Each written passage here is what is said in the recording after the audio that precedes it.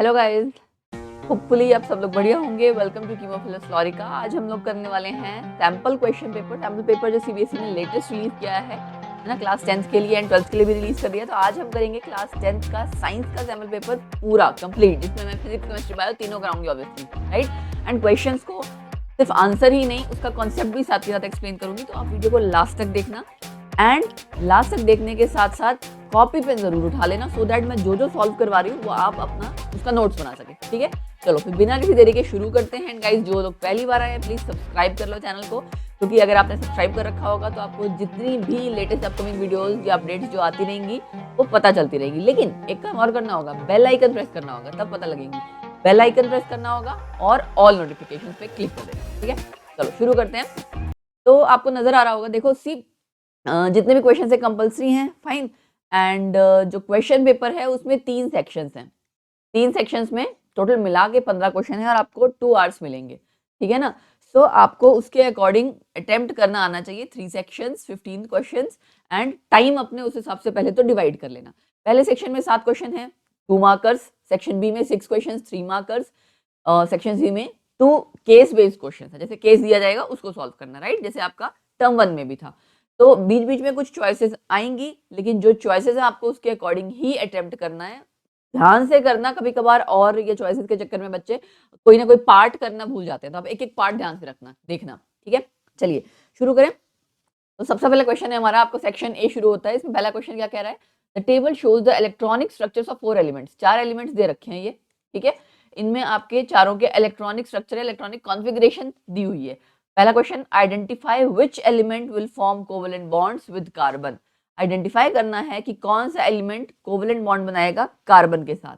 तो बड़ा सिंपल सा इसका तरीका है, कोवेलेंट बॉन्ड कार्बन के साथ। पहले तो इसको आप सीधे, अगर इलेक्ट्रॉनिक कॉन्फ़िगरेशन आपको सपोज करो सबकी पता ही है, एटॉमिक नंबर आपने आई होप याद कर रखा होगा। मैं बार बार कहती हूँ, एटॉमिक नंबर आपको एटलीस्ट याद होना चाहिए। पीरियोडिक टेबल जितना मैक्सिमम हो सके ध्यान में रखो, राइट। एंड 10th तक के बच्चे तो चलो ठीक है, 30 तक एटॉमिक नंबर याद कर लेना, उनको एटलीस्ट करना ही करना चाहिए, राइट। और 30 तक के एलिमेंट्स जो है वो कौन से कहाँ प्रेजेंट है वो भी पता हो, ठीक। तो 2 6 6 + 2 मतलब 8 इलेक्ट्रॉन्स। 8 इलेक्ट्रॉन्स वाला यानी कि कौन सा एलिमेंट है? अगर आप ध्यान देंगे तो आपने सपोज करो, मैं आपको कुछ एलिमेंट्स लिख देती हूँ, हाइड्रोजन, हीलियम, ठीक है, लिथियम। एटॉमिक नंबर के हिसाब से पूरा आपने एक लिस्ट आई होप बना रखी होगी, राइट। सो उसके अकॉर्डिंग 6 + 2 8 8 किसका एटॉमिक नंबर है? 8 ऑक्सीजन का, ठीक है। फिर आपका अगला है 281, यानी 8 + 2 10 और 1 11। 11 किसका है? सोडियम का। फिर 287, 287 किसका है? 10 + 7 17, यानी कि क्लोरीन का। ये तो आपको देख के पता लग रहा होगा, लास्ट में 8 है तो यानी नोबल गैस है, राइट। तो नोबल गैस ये कौन सी है? नोबल गैस है ये, और वो भी कौन सी? 8 + 2 10 और 18। 18 किसका है? अगर आपको ध्यान हो, नोबल गैसेस आपकी हीलियम, फिर नियॉन, फिर आर्गन, ठीक है। इसका 2 है आपका एटॉमिक नंबर, इसका आपका 10 है, इसका 18 है, इसके आगे क्रिप्टॉन आएगा। तो ये आपका 18 यानी कि क्या कहेंगे? आर्गन, ठीक। तो आपको पता लग गया कि चारों एलिमेंट्स कौन कौन से हैं। ये आर्गन था। आपको आइडेंटिफाई करना है which element will form covalent bonds with carbon. Carbon के साथ आपको पता है सोडियम नहीं बनाता कंपाउंड, राइट। और आर्गन नहीं बनाएगा, ऑब्वियसली नोबल गैस है। कौन से एलिमेंट्स हैं जो बनाएंगे? ऑक्सीजन और क्लोरीन। दोनों का आपको एग्जाम्पल भी पता है, ऑक्सीजन कार्बन डाइऑक्साइड, ठीक है। क्लोरीन के साथ CCl4, अरे बड़े बहुत सारे हैं क्लोरीन के साथ तो हेलो एल्केन्स। आप नेक्स्ट ईयर करेंगे। क्लोरीन के साथ आपके बहुत सारे कंपाउंड्स हैं कार्बन के। तो इट मीन्स आपका यहाँ ए का करेक्ट आंसर पता क्या आ जाएगा? ए का करेक्ट आंसर आ जाएगा पी एंड आर, ठीक है। मैं यही करवा दे रही हूँ, पी एंड आर इसका करेक्ट आंसर हो गया। Next question, carbon reacts with an element in the above table to form several compounds, give suitable reason. कि कार्बन इनके साथ रिएक्ट करके कंपाउंड्स बनाता है अलग अलग, ठीक है। उसके बारे में पूछा हुआ है कि क्या बनाता है, कैसे बनाता है। तो दोबारा क्वेश्चन पढ़ लेते हैं। Carbon reacts with an element in the above table to form several compounds, मतलब वो कई सारे कंपाउंड्स क्यों बनाता है, राइट। तो इसका बड़ा सिंपल सा तरीका है कि एक तो आपको पता है कार्बन पे से पहले कार्बन की आपको प्रॉपर्टीज आई होप आपने पढ़ रखा होगा, एनसीईआरटी में है ना, टेट्रा कोवेलेंसी, राइट। सो टेट्रा कोवेलेंसी, एक तो ये रीजन हो गया टेट्रा कोवेलेंसी। अब जो भी आपका क्वेश्चन था ना, आप क्वेश्चन लिख के लिखोगे due to following reasons, right, due to following reasons. उसमें आपका पहला पॉइंट क्या है? कार्बन शोज कार्बन, इसको मैं आपको एक्चुअली पता मेरा एक तरीका है पढ़ाने का कि मैं कभी भी पूरा आंसर, एक होता है ना कि डिक्टेट करके बच्चों को, मैं कभी नहीं, मतलब आई नेवर प्रेफर दैट। मुझे लगता है कि कॉन्सेप्ट बच्चों को समझाया जाए, उसके बाद वो अपनी लैंग्वेज में लिखे, क्योंकि मैंने भी खुद ऐसे ही पढ़ाई की है। तो मैं आप लोगों को भी यही सजेस्ट करूंगी, क्वेश्चन को समझो, कॉन्सेप्ट समझो, अपनी लैंग्वेज में लिखो। अदरवाइज आपकी सारी एनर्जी बेफिजूल में रट्टा मारने में जाती है, और रट्टा मारने से कुछ नहीं होता, भूल जाता है इंसान, ठीक है ना। कार्बन शोज टेट्रा कोवेलेंसी, यानी कि कितनी वैलेंसी, 4, पहली चीज, ठीक है। दूसरा ये कि आपका कैटनेशन प्रॉपर्टी शो करता है, ठीक है ना, कैटनेशन प्रॉपर्टी शो करता है। कैटनेशन प्रॉपर्टी का मतलब सेल्फ लिंकिंग प्रॉपर्टी, ठीक है ना, सेल्फ लिंकिंग प्रॉपर्टी, फाइन। तो इन दो रीजंस की वजह से कार्बन बहुत सारे कंपाउंड्स बनाता है। आई होप आपको क्लियर होगा। कार्बन शोज टेट्राकोवेलेंसी, एक तो टेट्राकोवेलेंसी हो गया, दूसरा कैटनेशन, ये दो प्रॉपर्टी है जिसकी वजह से ये आपका इतने सारे कंपाउंड्स बनाता है, ठीक है। सेकंड क्वेश्चन क्या है, एक डायग्राम दिया हुआ है आपको, डायग्राम में पूछा हुआ है पहले तो which elements would react together to form covalent compounds, ठीक है। तो क्वेश्चन 2 का जो ए पार्ट है उसमें पूछा क्या हुआ है, which elements would react together to form covalent compound। अब सबसे पहले आपको ये पता लग जाना चाहिए कि W क्या है, Y क्या है, Z क्या है ना। तो कोवेलेंट कंपाउंड कौन बनाता है, ये अगर ध्यान हो आपको, let me change the colour, हाँ, तो आपका between two which elements would react together to form covalent compound, ये वाला आपका ग्रुप 1 और 2 में आपको नजर आ रहे हैं, ये वाले आपके क्या है, पी ब्लॉक में नजर आ रहे हैं। आपको पता है ये तो कैसा बनाएगा, ये आयनिक कंपाउंड बनाएगा, राइट। ग्रुप 1 और 2 वाले आपके आयनिक कंपाउंड्स बनाते हैं, क्यों, क्योंकि इसमें यहाँ पे इस साइड क्या होते हैं, इस साइड होते हैं मेटल्स, यहाँ पे क्या है, नॉन मेटल्स। ये नॉन मेटल्स है तो क्या बनाएंगे, कोवेलेंट कंपाउंड, ठीक है। तो यानी आपका पहला आंसर क्या आ जाएगा, पहला आंसर आपका क्या आ जाएगा, वाई एंड जेड, ठीक, वाई एंड जेड।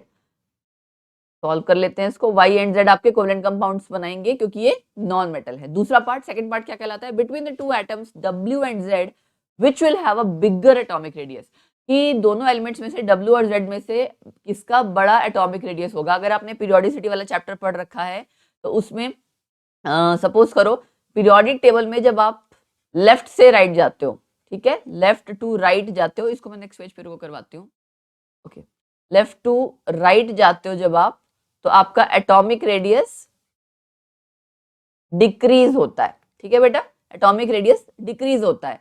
लेकिन जब आप टॉप टू बॉटम जाते हैं, top to bottom,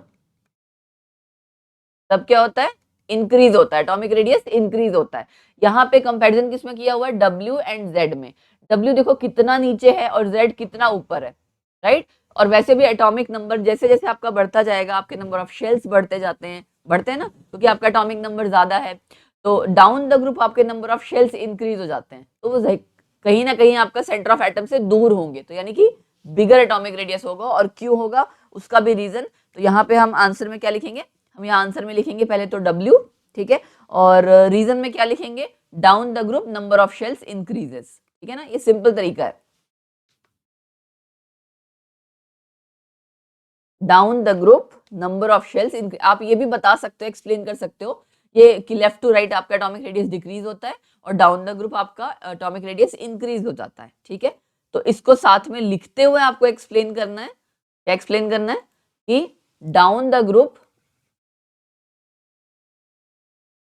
number of shells increases, fine, ये मैं यहां मेंशन कर दे रही हूं, down the group number of shells increases, ये इंक्रीजेस का साइन है तो मैंने एरो करके लिखा हुआ है, फाइन। तो आपको कॉन्सेप्ट अब क्लियर हो गया।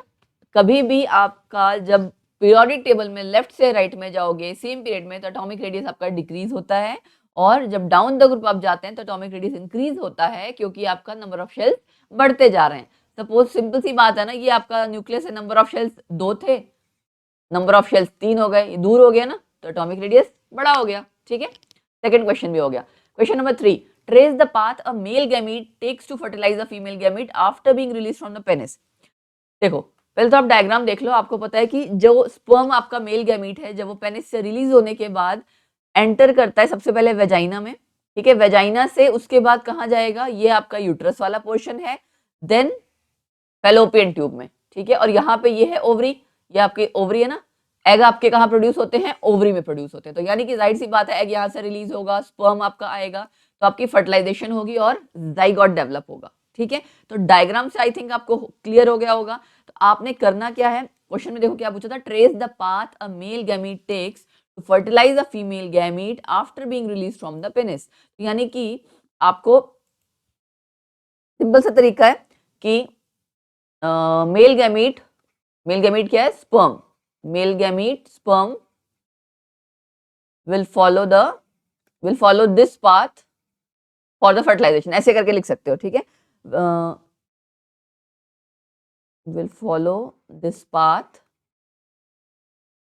in female reproductive tract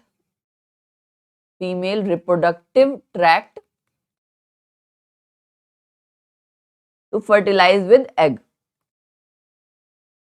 ठीक है। यानी आपको बेसिकली पाथवे, वो रास्ता पता होना चाहिए। शुरुआत आपने कहां से करनी है, वेजाइना से, देन यूट्रस, ठीक है, देन उसके बाद फैलोपियन ट्यूब, ठीक, एंड उसके बाद आप क्या लिखोगे, जाइगोट इज फॉर्म्ड। फर्टिलाइजेशन होने के बाद ऑब्वियसली जाइगोट बन जाएगा, क्लियर। उसके बाद आपका दूसरा क्वेश्चन क्या है, state the number of sets of chromosomes present in a zygote. ये तो बहुत ही सिंपल है, ये पार्ट आपका ए था। बी पार्ट में आपको पता है जाइगोट हमेशा जब भी बनता है 2n, ठीक है, डबल उसमें आपके 2n, उनको आप जो एक तरह से आप कह सकते हो कि 2 सेट्स ऑफ क्रोमोसोम्स होंगे, ठीक है ना, 2n यानी कि आपके डबल होंगे। तो जाइगोट में आपका हमेशा 2 सेट्स ऑफ क्रोमोसोम्स होंगे, दोनों पेरेंट्स से आएंगे ना, 2 सेट्स ऑफ क्रोमोसोम्स, ठीक है। तो number of sets of chromosomes, answer भी क्या आ जाएगा, 2 सेट्स ऑफ क्रोमोसोम्स। था ना सिंपल। क्वेश्चन सिंपल ही है, कॉन्सेप्ट आपने अगर अच्छे से पढ़ रखे हैं तो आप इजिली अटेम्प्ट कर पाओगे। चलो जी, question number 4, Rajesh observed a patch of greenish black powdery moss on a stale piece of bread. अगर आपने घर में कभी देखा हो, ब्रेड आप काफी टाइम तक रख दो, उसके ऊपर ग्रीन ग्रीन सी परत जम जाती है, ठीक है ना, ग्रीन ग्रीन सी लेयर सी जम जाती है, काई जैसे, आप मतलब लगता है जैसे काई जैसे क्या जमा हुआ है गंदा सा। तो आपको पहला क्वेश्चन क्या है, name the organism responsible for this and it's specific mode of asexual reproduction. कि आपने बताना है किसकी वजह से वो एक ग्रीन ग्रीन सी लेयर बन गई है, और एसेक्सुअल रिप्रोडक्शन का मोड बताना है, टाइप बतानी है, जिससे कि वो एक ग्रीन सी लेयर उस ब्रेड पे जम रही है। पहली बात वो था क्या आपका, name the organism due to bread mould. Bread पे लगने वाला जो आपका एक तरह सा फंगस है वो है ये, ठीक है, जिसका नाम है राइजोपस, ब्रेड मोल्ड राइजोपस। एक चीज और बेटा, जब आप साइंटिफिक नेम लिखते हैं ना, तो बुक में तो आपने देखा होगा साइंटिफिक नेम्स जितने भी हैं, जूलॉजिकल नेम, बोटानिकल नेम, वो थोड़ा टेढ़े होके लिखे होते हैं, जिनको आप कहते हो इटैलिक्स में लिखे हैं। अब आप जब खुद से आंसर लिख रहे हैं तो आप इटैलिक्स में तो लिख नहीं सकते, तो आपको नाम अंडरलाइन करना है, ठीक है, नाम आपको अंडरलाइन करना है रूल्स के अकॉर्डिंग। ये जो बच्चे बायो पढ़ेंगे +1 +2 में, उनको पता होगा, तो उनको पता चलेगा एक्चुअली। बट फिलहाल के लिए आप इतना समझ जाइए कि इटैलिक्स शो करने के लिए क्या किया जाता है, अंडरलाइन कर दिया जाता है। तो कभी भी एग्जाम में लिखना, अंडरलाइन जरूर कर देना, fine. So due to bread mould rhizopus which reproduce by spore formation, which reproduce by spore formation. उसने पूछा था ना एसेक्सुअल मोड कौन सा है, तो वो एसेक्सुअल मोड कौन सा है, स्पोर फॉर्मेशन है, ठीक है। अब इसका डायग्राम भी देख लो, डायग्राम आपको नजर आ रहा है, डायग्राम में मैं आपको एक्सप्लेन कर देती हूँ कि है क्या चीज ये, सो दैट जिन लोगों को थोड़ा बहुत अगर डाउट हो वो डाउट क्लियर हो जाए। ये आपका बेटा वही ब्रेड मोल्ड है, मतलब ये राइजोपस का आपका पूरा प्लांट, आप प्लांट तो क्या प्लांट ही बोलेंगे इसको, एक तरह से फंगस होता है बेसिकली ये। तो ये जो आपका हरी हरी सी जो वो परत जमी हुई है ब्रेड पे, ये वो है। तो इसमें ये थ्रेड लाइक स्ट्रक्चर जो है ना, ये हाइफी जिसे आप कहते हैं, ये थ्रेड लाइक स्ट्रक्चर्स हैं। ये आपका होता है वेजिटेटिव पार्ट। प्लांट में आपका एक होता है वेजिटेटिव पार्ट, एक होता है रिप्रोडक्टिव पार्ट, है ना। तो ये आपका वेजिटेटिव पार्ट है। और स्पोर्स या स्पोरेंजिया, स्पोर फॉर्मेशन से मैंने कहा ना एसेक्सुअल मोड से अभी अभी हमने आंसर किया। तो ये आपके स्पोर्स से जब फूटता है, स्पोर्स अलग अलग जगह जाके गिरते हैं, नया प्लांट दोबारा, नया आपका नया जो राइजोपस है या जो भी आप प्लांट आप जिस पढ़ना चाह रहे हो, वो नए बनते जाएंगे, ठीक है। तो ये इसके अंदर स्पोर्स हैं और इसको हम बोलते क्या है, स्पोरेंजिया, ठीक है। एक अकेले को स्पोरेंजियम बोलते हैं, कई सारे को स्पोरेंजिया। तो ये आपका इसका रिप्रोडक्टिव पार्ट है, ठीक है।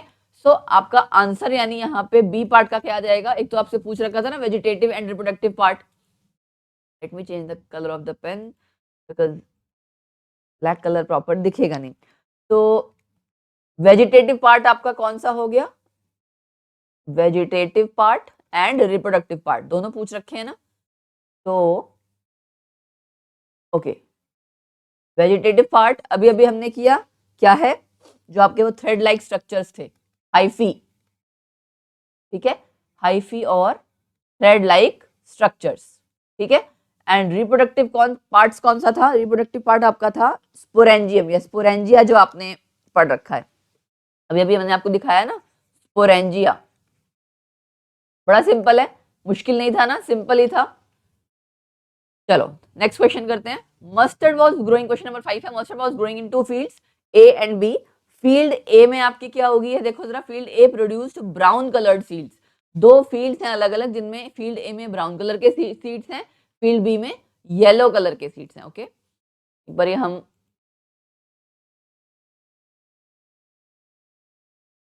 चलो, तो फील्ड ए में हमारा क्या है, फील्ड ए में है जी हमारा ब्राउन कलर के सीड, ठीक है, और फील्ड बी में है हमारे येलो कलर के सीड्स, ठीक है। It was observed that in the field A the offspring showed only the parental trait.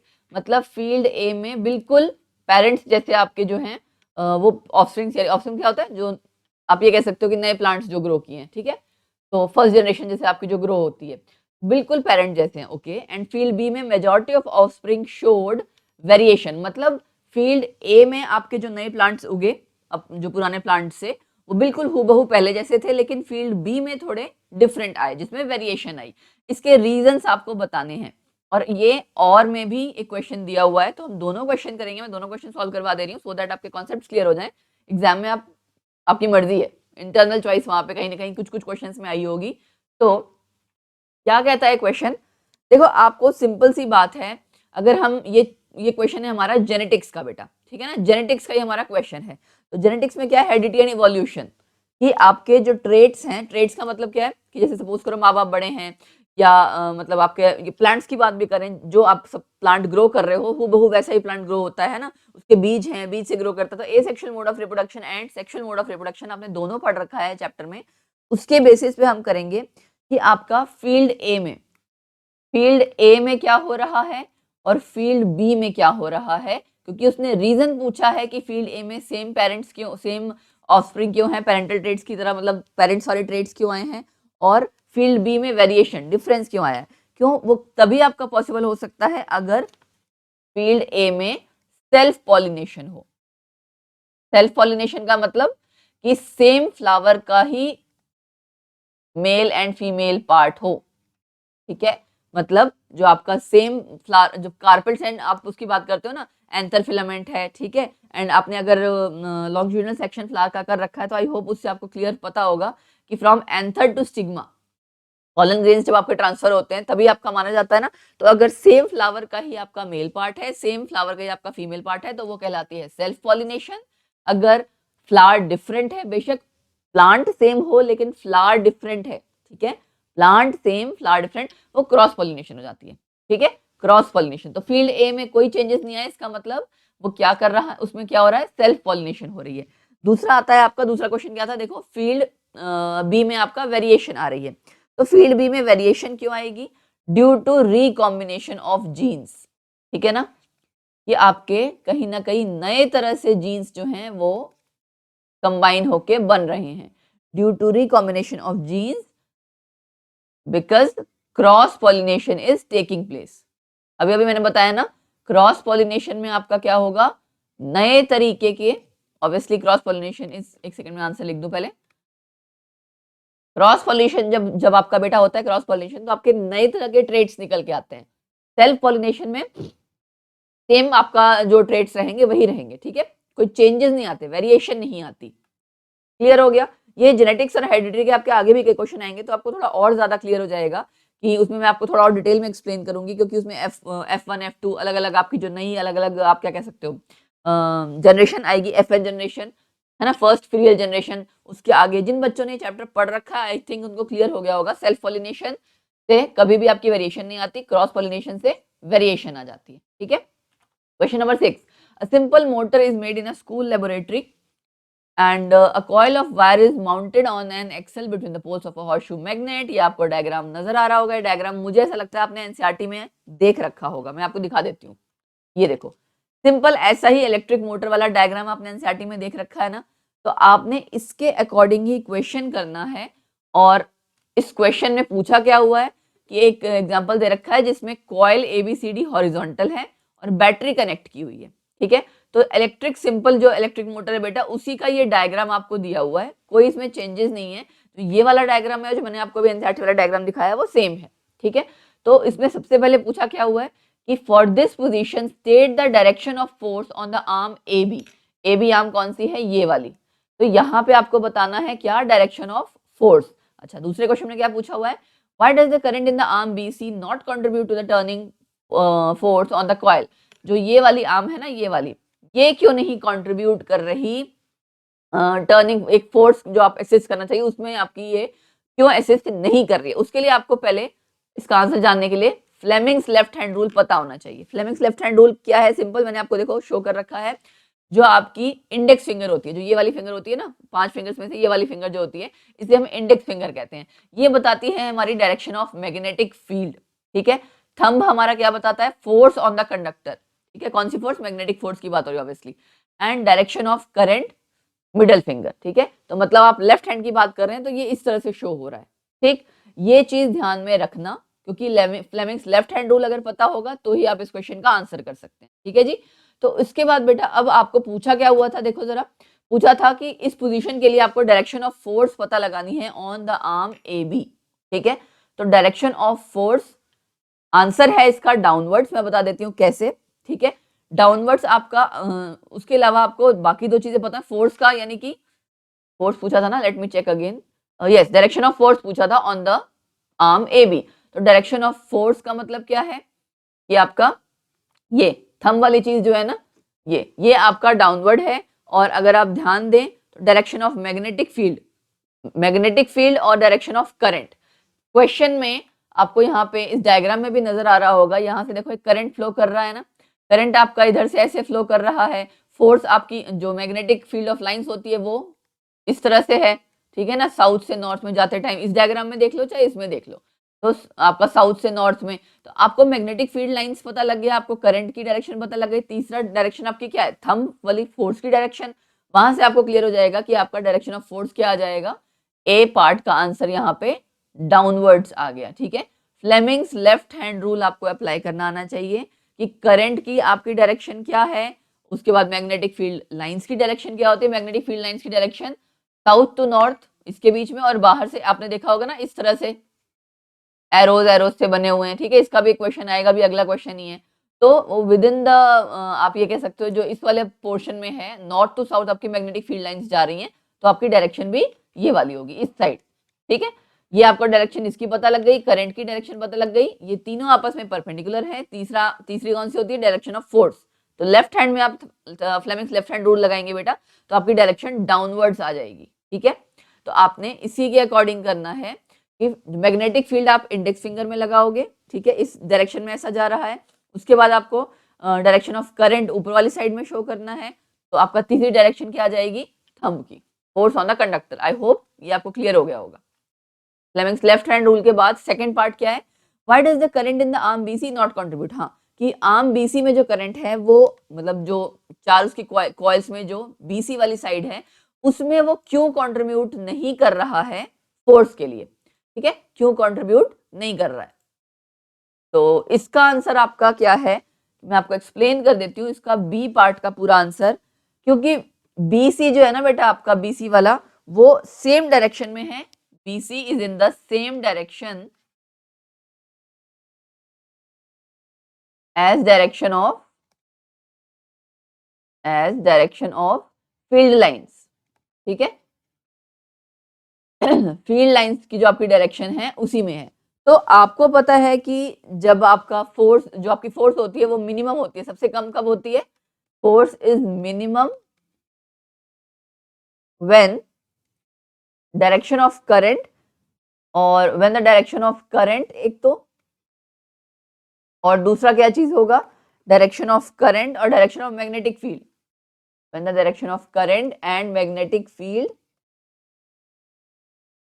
Will be same, ठीक है ना, तो उनके बीच में कोई एंगल नहीं रहेगा, राइट, एंड जो फोर्स है उस टाइम पे वो मिनिमम होती है, ठीक है। सो आई होप आपको ये चीज क्लियर हो गई होगी, फोर्स आपकी बिल्कुल उस टाइम पे 0 आ रही है, तो वहां से हमें क्या पता लग रहा है कि BC कंट्रीब्यूट नहीं करेगा, does not contribute to the force, ठीक है। यही पूछा था ना कि फोर्स के लिए वो क्यों कंट्रीब्यूट नहीं कर रहा है, क्योंकि आपकी जो डायरेक्शन ऑफ करंट है एंड मैग्नेटिक फील्ड है वो सेम है उस आर्म के लिए, BC आर्म के लिए। ये देखो यहाँ पे BC आर्म थी ना, ये वाली आर्म, ठीक है। BC आर्म के लिए आपकी डायरेक्शन ऑफ जो मैग्नेटिक फील्ड लाइंस है एंड आपकी जो डायरेक्शन ऑफ आप क्या कह सकते हो फोर्स है वो सेम है, तो जाहिर सी बात है करंट की एंड मैग्नेटिक फील्ड लाइंस की डायरेक्शन सेम जब होती है तो आपका फोर्स मिनिमम होता है, ठीक है, तो इसी वजह से वो कंट्रीब्यूट नहीं कर रहा है, ठीक। उसके बाद आपका ये हो गया मैग्नेटिक इफेक्ट्स ऑफ करंट वाला क्वेश्चन। इसी क्वेश्चन में और पार्ट में भी एक क्वेश्चन दिया हुआ है, ठीक है, और पार्ट में जो क्वेश्चन दिया हुआ है इसमें एक सर्किट शो किया हुआ है, सर्किट में बेटा आपका बैटरी एंड ऑल सारा कुछ कनेक्ट किया हुआ है, तो इसमें पूछा क्या है कि ये इसमें एक बैटरी है और ये सोलेनॉइड दिया हुआ है, ठीक है, जिसमें बहुत सारी यहाँ आपकी मैंने कहा था ना मैग्नेटिक फील्ड लाइंस हैं, तो ये मैग्नेटिक फील्ड लाइंस ही शो हो रही हैं और ये काफी सारे टर्न्स वाला आपका सोलेनॉइड है, ठीक है। The figure below shows the magnetic field pattern produced by the current in the solenoid. पहला क्वेश्चन क्या है, state how the magnetic field pattern indicates regions where the magnetic field is stronger. ये आपने magnetic field lines की properties में पढ़ा होगा, जहां पे लाइंस बहुत ज्यादा होंगी, ठीक है ना, बहुत ज्यादा पास पास होंगी, क्राउडेड होंगी, वो एरिया आपका कैसा होता है, वो आपका एरिया होता है जहां पे मैग्नेटिक फील्ड लाइंस सबसे ज्यादा है, ठीक है। तो उसने पूछा हुआ state how the magnetic field pattern indicates, कैसे बताता है, मतलब कि कहां पे आपको पता लगेगा कि आपकी मैग्नेटिक फील्ड लाइंस स्ट्रॉन्गर हैं। तो ए का आंसर आप क्या लिखेंगे, क्लोजनेस ऑफ, रिलेटिव क्लोजनेस कर लो, relative closeness of field lines, ये इसको हम नेक्स्ट पेज पे ही करते हैं, ठीक है ना, नेक्स्ट पेज पे हम डिटेल में लिख लेंगे क्योंकि यहाँ पे स्पेस कम पड़ जाएगी and fine. Relative closeness of field lines कि जितनी पास पास होंगी ना field lines, magnetic field lines, magnetic field lines indicate the strength of magnetic field, ठीक है। तो आप डायग्राम में आप देख सकते हैं कहाँ पे सबसे ज्यादा मैग्नेटिक फील्ड लाइंस हो रही थी, कहाँ पे मतलब क्राउडेड है, जो आपकी जो जगह है वो क्या है, कहाँ पे क्राउडेड है, around the ends of solenoid, ठीक है। तो the ends of solenoid, ends of solenoid are crowded by magnetic field lines, ठीक है। अब ये अगर क्राउडेड है therefore ends of solenoid, ends are the strongest magnetic field region, strongest magnetic field region, ठीक है। तो ये आपको अगर कॉन्सेप्ट पता होगा तो आप किसी भी लैंग्वेज में आंसर लिख सकते हैं, जरूरी नहीं है कि रट्टा मारना है, फ्रैंकली टेलिंग। ये था आपका ए पार्ट था ना। इसका दूसरा क्वेश्चन क्या है, what happens to the magnetic field when the current in the circuit is reversed. जाहिर सी बात है बेटा, अगर करंट रिवर्स होगा तो आपकी डायरेक्शन जो है कंप्लीटली उल्टी हो जाएगी, है ना। आपको पता है व्हाट हैपेंस, उसने पूछा है कि मैग्नेटिक फील्ड को क्या होगा अगर करंट आपका सर्किट में रिवर्स कर दिया जाएगा। तो जाहिर सी बात है जो आपका अगर करंट आप रिवर्स कर रहे हो तो डायरेक्शन मैग्नेटिक फील्ड लाइंस की भी क्या हो जाएगी, रिवर्स्ड, ठीक है, उल्टी हो जाएगी। तो बी पार्ट का आंसर रिवर्स आ जाएगा। Next question, question number 7, DDT के बारे में दिया हुआ है। डीडीटी स्प्रे किया गया किसी लेक में मॉस्किटोज को हटाने के लिए। How would it effect the trophic levels in the following food chain associated with the lake, ठीक है, वो कैसे आपका इफेक्ट करेगा। How would it effect the, अलग अलग आपके ट्रॉफिक लेवल्स होते हैं ना, फूड चेन्स आपने पढ़ रखी होगी, फूड वेब के बारे में पढ़ रखा होगा। फूड चेन में आपके अलग अलग ट्रॉफिक लेवल्स हैं, जैसे सपोज करो प्लांट को फर्स्ट मतलब प्रोड्यूसर्स हैं, प्लांट्स हैं, उनको खा रहा है, प्राइमरी कंज्यूमर एनिमल्स खा रहे हैं, उससे उनको और बड़े वाले एनिमल्स खा रहे हैं, सेकेंडरी कंज्यूमर्स खा रहे हैं, तो ये आपकी क्या है, फूड चेन है। ये आपने पढ़ रखा होगा आई थिंक एनवायरमेंट वाले चैप्टर में। तो उसमें पूछा क्या हुआ है, कैसे ये इफेक्ट करेगा अलग अलग ट्रॉफिक लेवल्स पे इन द फॉलोइंग फूड चेन। एक स्पेशली आपको फूड चेन दे रखी है लेक के लिए, आपको उसके अकॉर्डिंग आंसर करना है। पहली बात तो ये है डीडीटी क्या है। डीडीटी आपका क्या है, एक नॉन बायोडिग्रेडेबल पेस्टिसाइड, ठीक है ना। तो इसका आंसर आप कैसे लिखोगे, DDT is a non biodegradable pesticide, non biodegradable pesticide, ठीक है, जो कि आपका क्या होता है, ये एंटर करता है कहां से, फर्स्ट ट्रॉफिक लेवल से। पूरा बताना पड़ेगा ना आपको, it will enter from the first trophic level, from the first trophic level. और फर्स्ट ट्रॉफिक लेवल क्या है आपका,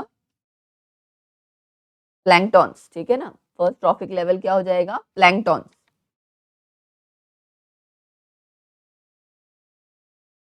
first trophic level that is करके लिख लो प्लैंकटॉन्स।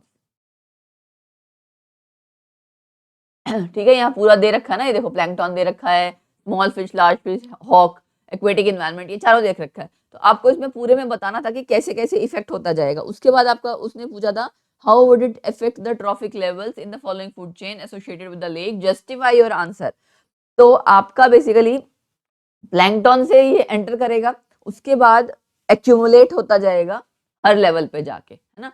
एक्यूमुलेशन को हम क्या कहते हैं, बायोलॉजिकल मैग्निफिकेशन। एक्यूमुलेशन को क्या कहते हैं हम, बायोलॉजिकल मैग्निफिकेशन। कि आपका हर लेवल पे, अब जाहिर सी बात है नॉन बायोडिग्रेडेबल है ना, तो नॉन बायोडिग्रेडेबल आपके पेस्टिसाइड्स जो हैं वो एक्यूमुलेट हो जाते हैं। नॉन बायोडिग्रेडेबल पेस्टिसाइड्स एक्यूमुलेट, ठीक है, ये पॉइंट पता होना जरूरी है, तभी आप आंसर बता पाओगे। Accumulate at each trophic level, कोई सा भी आपका ट्रॉफिक लेवल है उसमें धीरे धीरे क्या है, इकट्ठे होते जाते हैं, एक्यूमुलेट होते जा रहे हैं एट ईच ट्रॉफिक लेवल, ठीक। तो इसे आप कहते क्या हो, एट ईच ट्रॉफिक लेवल पे जब इकट्ठे होते जा रहे हैं इसको हम कहते हैं बायोलॉजिकल मैग्निफिकेशन। बायोलॉजिकल मैग्निफिकेशन की हर लेवल पे आपका जो भी अपना नॉन बायोडिग्रेडेबल पेस्टिसाइड है अलग अलग ट्रॉफिक लेवल पे वो इकट्ठा होता जाएगा, बढ़ता ही जाएगा एक तरह, इसे आप कह रहे हो बायोलॉजिकल मैग्निफिकेशन, ठीक है। रीजन पता लग गया आपका, उसने कहा था ना how it will effect the trophic levels in the following food chain, इस फूड चेन में क्या होगा, इस वाली फूड चेन में। तो आपने बताया कि प्लैंकटॉन से एंटर किया और उसके बाद हर ट्रॉफिक लेवल पे इकट्ठा होता जाएगा वो नॉन बायोडिग्रेडेबल पेस्टिसाइड डीडीटी, यानी कि क्यों, क्योंकि हम उसे हम क्या, ये आपका क्या कॉन्सेप्ट क्या है, बायोलॉजिकल मैग्निफिकेशन, ठीक है जी। इसी में एक और पार्ट वाला क्वेश्चन था, in the following food chain vertical arrows indicate the energy loss to the environment. ये जो वर्टिकल एरोज दे रखे हैं ना, एनर्जी लॉस्ट है ये टू द एनवायरनमेंट। अच्छा, हॉरिजॉन्टल एरोज क्या बताते हैं, indicate energy transfer to the next trophic level. ये पहला ट्रॉफिक लेवल है, फिर दूसरा, ये तीसरा, तो ये आपका एनर्जी ट्रांसफर शो हो रहा है ना, energy transfer to the next trophic level. ये क्या शो हो रहा है, एनर्जी लॉस्ट, ठीक है, दो चीज क्लियर हो गई। अब उसके बाद उसने पूछ के रखा है which one of the three vertical arrows A C और ई में से and which one of the two horizontal arrows, और बी और डी में से, मतलब ए सी ई में से बताना, बी डी में से, will represent more energy transfer.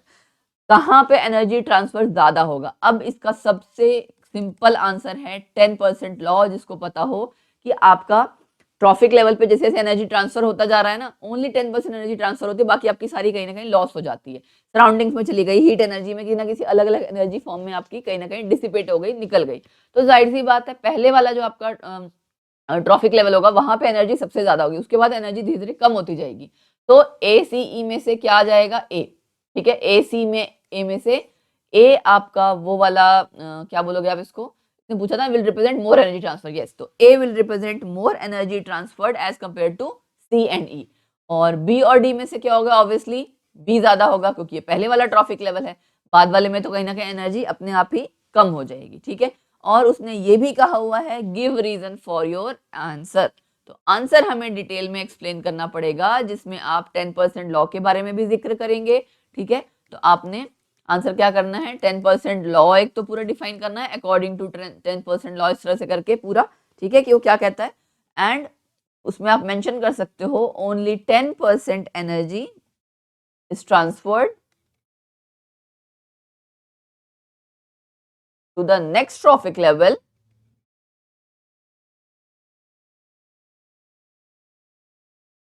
ठीक है। एंड अगर सेम एग्जाम्पल के लिए आप बताना चाह रहे हो, यहाँ पे जैसे इसने एक एग्जाम्पल दे रखा है ना, प्लांट, डियर एंड टाइगर का, ठीक है ना। सो यहाँ पे आप इसके अकॉर्डिंग या तो इसी के अकॉर्डिंग एक्सप्लेन कर दो कि when green plants are eaten by, green plants को कौन खा रहा है, green plants are eaten by primary consumers, जो हर्बीवोर्स थे ना, उनके लिए कहा जा रहा है, ठीक है। A large amount of energy is lost, large amount of energy is lost, किस किस चीज में जाएगी, अब आपको वो पॉइंट्स पता होने चाहिए, है ना। किस में जाती है आपको लॉस्ट, एक तो एज अ हीट डाइजेशन में, ठीक है ना, एज हीट जाएगी, एज हीट टू सराउंडिंग्स, है ना, सराउंडिंग्स में हीट लॉस तो हो ही रहा है। फिर आपका और क्या चीज है, डाइजेशन में जाएगी, ठीक है, वर्क डन में, और क्या हो सकता है सोचो, बस कुछ, हाँ एक ग्रोथ में भी जाएगी, है ना, एनर्जी तो वहां भी आपकी जाएगी ग्रोथ एंड रिप्रोडक्शन में, ग्रोथ एंड रिप्रोडक्शन भी आप लिख सकते हो। तो आपको ये सारी चीजें मेंशन करनी पड़ेगी कि आपके जब green plants, when green plants are eaten by primary consumers, large amount of energy is lost in various other, आप कह सकते हो वेज, उसमें आप ये सारे चारों पॉइंट्स मेंशन कर सकते हो कि सराउंडिंग्स में हीट चली गई, डाइजेशन में वो जो खाएगा डाइजेस्ट करना होगा उसमें एनर्जी लगेगी, वर्क डन जो उसके बाद वो काम करेगा उसमें एनर्जी लगेगी, जो ग्रोथ होगी उसमें एनर्जी लगेगी। तो इन सब में ओवरऑल सिर्फ 10% एनर्जी ही आगे ट्रांसफर होती है, इसीलिए हम इसको क्या कहते हैं, 10% लॉ। तो बेसिकली आपको 10% लॉ से रिलेटेड क्वेश्चन था जिसको एक्सप्लेन करना था, ठीक है। अब शुरू होता है इसके बाद हमारा सेक्शन बी। सेक्शन बी में बेटा उसके बाद आपका सबसे पहला जो क्वेश्चन है, क्वेश्चन नंबर 8, इसमें अलग अलग आपके पार्ट्स दिए हुए, क्या कहता है question, choose an element from period 3 of modern periodic table that matches the description given below, in each instance give reason also. Group period 3 आपका, जो ये वाले होते हैं ना लेफ्ट टू राइट, इनको हम कहते हैं पीरियड्स, और जो डाउनवर्ड वाले होते हैं उनको हम क्या कहते हैं, ग्रुप्स, ठीक है। तो अब पहला पीरियड तो आपका हाइड्रोजन हीलियम वाला था, है ना, हाइड्रोजन हीलियम। दूसरा वाला आपका लाइन कौन सी है, लिथियम वाली। उससे नीचे वाली सोडियम वाली, तो यानी सोडियम वाली लाइन के बारे में ये बात कर रहे हैं, ठीक है जी। किसके बारे में बात कर रहे हैं, सोडियम वाली लाइन के बारे में। सोडियम, सोडियम वाली लाइन कौन सी है पहले जरा देख लें हम। सोडियम क्या होता है, 11, 11 ही है ना। सोडियम के बाद आपका सपोज करो पूरी लाइन आपको आनी चाहिए, मैग्नीशियम आएगा, और इधर वो गैप से करके उसके बाद एल्यूमिनियम आता है ना, silicon, phosphorus, sulphur, chlorine, then argon. काफी है, 13, 14, 15, 16, 17, 18, गॉट इट, ठीक है ना। तो यानी हमने पूरा थर्ड पीरियड जो है वो पूरा लिख लिया है। अब हमें इसके अकॉर्डिंग क्वेश्चन का आंसर करना है। क्वेश्चन पहला क्या दे रखा है, it has a similar structure to diamond. Diamond यानी कार्बन का एलोट्रोप है, तो किसका सिमिलर स्ट्रक्चर होगा, ऑब्वियस सी बात है, सॉरी किसका सिमिलर स्ट्रक्चर होगा, ऑब्वियस सी बात है सिलिकॉन का, ठीक है। सिलिकॉन का आपका सेम जो आपकी फैमिली है कार्बन वाली ही है ना, सिलिकॉन पहले वाले का आंसर आ जाएगा। रीजन आपको क्या क्या देने हैं, रीजन आपको देने हैं जी, इसको मैं रब करके ना यही लिख दे रही हूँ, ठीक है, 11, 12। रीजन आपके क्या आ जाएंगे बेटा, रीजन आपका टेट्राकोवेलेंसी और टेट्राहेड्रल स्ट्रक्चर, वैसे तो सेम चीज कोई बात नहीं आप लिख सकते हो, लेकिन टेट्राहेड्रल स्ट्रक्चर, और क्या लिखोगे, कैटेनेशन प्रॉपर्टी, और क्या लिख सकते हो, कोवेलेंट बॉन्डिंग। तो ये आप सारे रीजन बता रहे हैं कि वो क्यों उसकी तरह सिमिलर होगा, गॉट इट। फिर आगे क्या है, it has same valency as lithium, ठीक है, सेम वैलेंसी। सेकंड वाले पार्ट में क्या है आपका क्वेश्चन, देखो कि सेम वैलेंसी है किसके जैसी, लिथियम की जैसी। अब लिथियम जैसी किसकी वैलेंसी होगी भाई, लिथियम आपका सोडियम, सेम ग्रुप वाले हैं ना, तो सोडियम, सोडियम यहाँ पे सेकंड आंसर आ जाएगा, ठीक है।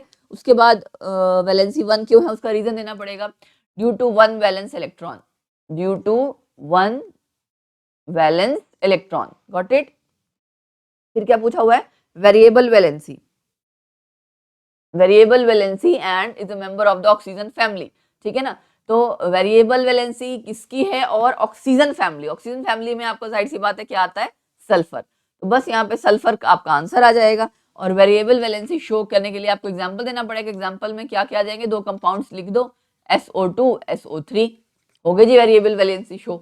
ठीक है, चलो क्वेश्चन 8 हो गया। Question 9, how many isomers are possible for the compound with the molecular mass, molecular formula C4H8। C4H8 के आपको सारे आइसोमर्स लिखने हैं और इलेक्ट्रॉन डॉट स्ट्रक्चर किसका लिखना है, जो भी आप लिखेंगे वो आइसोमर्स, उसमें से जो ब्रांच चेन आइसोमर होगा उसका। दूसरा पार्ट क्या है, how will you prove that C4H8 C5H10 are homologues. चलो तो पहले तो हम C4H8 के क्या लिखेंगे, आइसोमर्स। ठीक है, आइसोमर लिखने का सिंपल तरीका क्या है कि आप एक स्टेप वाइज तरीके से आंसर लिखें सो दैट आपका कोई भी आइसोमर मिस ना हो जाए। ठीक है ना, तो आपने बेटा C4H8, पहले तो अगर आप फॉर्मूला देखोगे तो सबसे पहले बच्चा क्या सोचता है कि एल्केन होगा, एल्कीन होगा, एल्काइन होगा, यही सोचता है ना। उसके अकॉर्डिंग आप क्या कर सकते हैं, फॉर्मूले से तो आपको एल्कीन पता लग रहा है ऑब्वियसली, उसके अलावा लेकिन आप इस तरह से लिख के भी देख सकते हैं ना। ठीक है, एल्कीन है ये आपको क्लियर हो गया। अब वो डबल बॉन्ड आप पहले एक बार यहाँ लगा के देख लो, वैलेंसी सारी पूरी करके देखो जरा। CH2 यहाँ पे क्या आ जाएगा, एक H यहाँ पे CH2 हो गया। 1 2 3 4 5 6 7 8 और 4 भी है। ठीक है, ये तो करेक्ट है। इसका नाम क्या है, ब्यूट 1 इन। ठीक है, फिर ऐसे ही आपका यहाँ की बजाय मैं सेंटर में लगा दूं, ऐसे भी तो कर सकती हूँ ना। तो यहाँ CH3 आ जाएगा, यहाँ CH आ जाएगा। ये फिर से सेम फॉर्मूला है, C4H8, नाम क्या है, ब्यूट 2 इन। दो कंपाउंड्स हो गए। उसके बाद आपका तीसरा कंपाउंड, ये हमने दो कंपाउंड्स किए ना, यस। उसके बाद आपका तीसरा कंपाउंड की आप स्ट्रेट चेन की बजाय ब्रांचिंग में लिख लो। ठीक है ना, यहाँ मैंने डबल बॉन्ड लगा दिया तो यहाँ पे CH2 आ जाएगा। हर एक कार्बन की बेटा आपको वैलेंसी पूरी करनी है, ये ध्यान रखना। वैलेंसी पूरी का मतलब उसके 4 बॉन्ड पूरे करने हैं। तो 3 हाइड्रोजन और एक बॉन्ड, ये 4 बॉन्ड इसके पूरे हो गए। इसके 4 बॉन्ड ऑलरेडी पूरे हो रहे थे इसलिए H नहीं आया। यहाँ पे भी 4 बॉन्ड हो गए, 3 और एक ये बॉन्ड यहाँ पे भी। ठीक है, तो ये आपका 2 methyl propane, 2 methyl sorry prop 1 इन, ये इसका तीसरा आइसोमर हो गया। फिर उसके बाद ये क्या ड्रॉ कर दिया आप सोच रहे होगे, CH2 CH2 CH2 CH2, cyclobutane भी तो हो सकता है कि नहीं, C4H8 साइक्लोब्यूटेन। ठीक है, इसी तरह से यहां अगर मैं मिथाइल लगा दूं, मिथाइल साइक्लोप्रोपेन। ठीक है, मिथाइल साइक्लोप्रोपेन। तो टोटल कितने आइसोमर्स हो गए, टोटल 5 आइसोमर्स हो गए। सैंपल पेपर में बेटा 4 लिख रखा है बट इसका आंसर 5 आना चाहिए। ठीक है, नो डाउट ये कम स्टेबल होगा मिथाइल साइक्लोप्रोपेन, बट आपको मेंशन तो फिर भी करना पड़ेगा ना, इसलिए 5 आइसोमर्स इसमें पॉसिबल हैं। ठीक है, तो क्वेश्चन हमारा यही था ना कि how many isomers are possible, 5 isomers है, मैंने आपको बता दिया कौन कौन से। अब हमें लिखना है electron dot structure branch chain isomer का, यानी इसका लिखना है। ठीक है, तो ब्रांच चेन आइसोमर हम इसका लिखेंगे कैसे, आपको पता है। पहले कंपाउंड लिख लें, सेम क्या था, बड़ा सिंपल तरीका है ब्रांच चेन आइसोमर लिखने का। ऐसे था ना, आपने कार्बन कार्बन और यहाँ वाला कार्बन ये भी लिख लिया। इलेक्ट्रॉन डॉट स्ट्रक्चर्स के अकॉर्डिंग आप शो करते हो ना, कार्बन की आप वैलेंसी, आपने यहाँ पता है डबल बॉन्ड है तो आप ऐसे शो कर दो। ठीक है, कार्बन के 2 इलेक्ट्रॉन्स आपने यहाँ शो किए, उसके अलावा 2 इलेक्ट्रॉन्स आप कहाँ शो करेंगे, यहाँ। ठीक है, इसके साथ आपको पता है हाइड्रोजन बॉन्ड बना रहा है, राइट। हाइड्रोजन के बॉन्ड्स आप क्रॉस से शो कर सकते हो ताकि पहचानना आसान हो जाए। ठीक है, तो यहाँ ये CH2 बन जा रहा है ना, और यहाँ इनके बीच में डबल बॉन्ड भी बन गया। अच्छा, इसके बाद इस वाले कार्बन की वैलेंसी 4 इस तरह से इलेक्ट्रॉन शो करोगे, यहाँ पे आपके चारों 3 H आ जाएंगे साथ में। जब आपको स्ट्रक्चर पता लग गया तो आप इलेक्ट्रॉन डॉट स्ट्रक्चर शो कर सकते हो ना। क्या करते हो, बैलेंस इलेक्ट्रॉन शो करते हो। हाइड्रोजन के हम क्रॉस से शो कर रहे हैं, कार्बन के हम डॉट से शो कर रहे हैं। अच्छा ठीक है जी, इस वाले कार्बन की बात पूरी हो गई। 1 2 3 4 5 6 7 8 इसकी हो गई। ठीक है, अब चलते हैं इस पे, इनके बीच में भी सिंगल बॉन्ड है तो यानी और ये ठीक है, ये वाला आपका यहाँ की बजाय ये आपके 2 4 बॉन्ड्स जो है ना, इसमें 2 इलेक्ट्रॉन्स इसी के हैं। ठीक है, 1 2 3 4 5 6, तो यानी यहाँ पे अब आपका कहीं ना कहीं क्या है, H लगा हुआ है नहीं, तो यहाँ पे आपका ये डबल बॉन्ड बन रहा है। तो शेयरिंग में तो सारे पूरे हो जाएंगे ना, 8 के 8, इसका मतलब यहाँ पे H नहीं आएगा। बाकी आपको यहाँ पे कुछ नहीं शो करना। इस वाले में एक इलेक्ट्रॉन इसका ये आप शो कर चुके हो, और बाकी इसके 3 दोबारा से वैसे ही हाइड्रोजन। ठीक है, क्लियर। तो ये हो गया इसका इलेक्ट्रॉन डॉट स्ट्रक्चर किसका, ब्रांच चेन आइसोमर का। पहले ये भी लिख देना, उसके बाद ये लिखना। क्लियर है? और क्या क्वेश्चन पूछा था?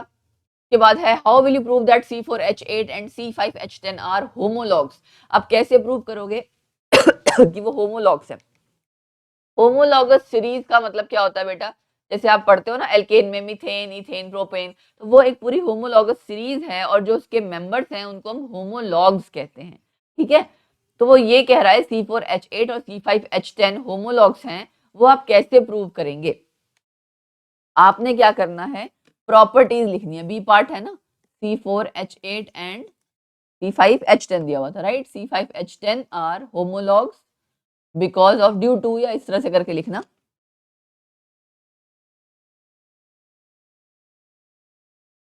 Homologs due to. ठीक है, पहला पॉइंट क्या लिखोगे?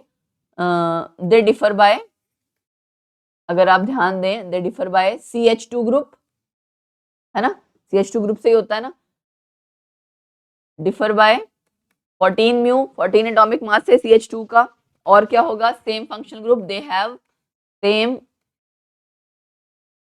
मॉलिक्यूलर फॉर्मूला, फंक्शनल ग्रुप लिख सकते हो। ठीक है ना, दोनों अलग अलग पॉइंट्स बन जाएंगे। They have same functional group. चौथा, they have same general formula. General formula लिखना, मॉलिक्यूलर फॉर्मूला नहीं, मॉलिक्यूलर फॉर्मूला तो अलग चीज हो जाएगी। ठीक है, तो ये चारों रीजंस हैं जिसकी वजह से आप ये कह सकते हैं कि C4H8 C5H10 होमोलॉग्स है। ठीक है, अच्छा इसका एक और पार्ट भी था आई थिंक ना, हाँ, और पार्ट में क्या दिया हुआ है? एक कार्बन कंपाउंड है A, जिसका मेल्टिंग पॉइंट दे रखा है, बॉइलिंग पॉइंट दे रखा है, ओके, बॉइलिंग पॉइंट ज्यादा है इसका, और मॉलिक्यूलर फॉर्मूला दे रखा है, और ये बता रखा है कि वो सॉल्युबल है in water in all proportions. ठीक है, तो इस क्वेश्चन को हम यहीं सॉल्व कर लेते हैं। तो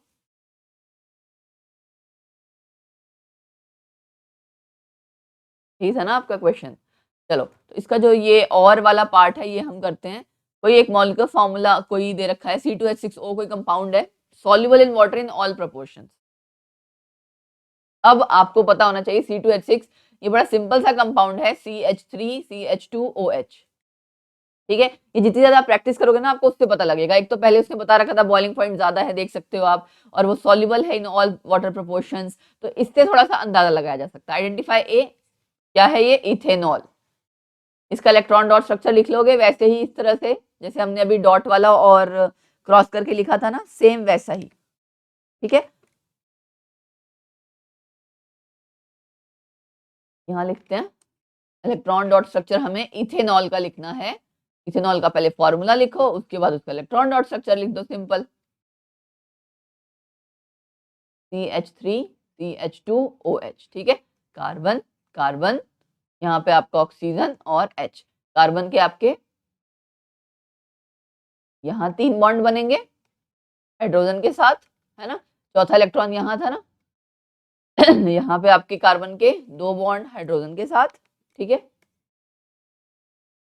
इलेक्ट्रॉन डॉट स्ट्रक्चर बड़ा सिंपल है। अगर आपको दूसरा, वैसे तो देखो इलेक्ट्रॉन डॉट स्ट्रक्चर से वो दूसरा स्ट्रक्चर बनता है, लेकिन तरीका ये सिंपल है कि जब बच्चे को बताइए तो वो डॉट्स लगाने में गलती ना करे। वैलेंस इलेक्ट्रॉन्स जो आपके आपके होते हैं उस एलिमेंट के, उससे वो शो करते हैं आपके डॉट्स। ठीक है ना, तो इस वाले कार्बन का पूरा हो गया कोटा, इसका भी कोटा पूरा हो गया जी। यहाँ पे आपका बॉन्ड इस तरह से आ जाएगा। ठीक है, 8 इलेक्ट्रॉन इसके पूरे हो गए।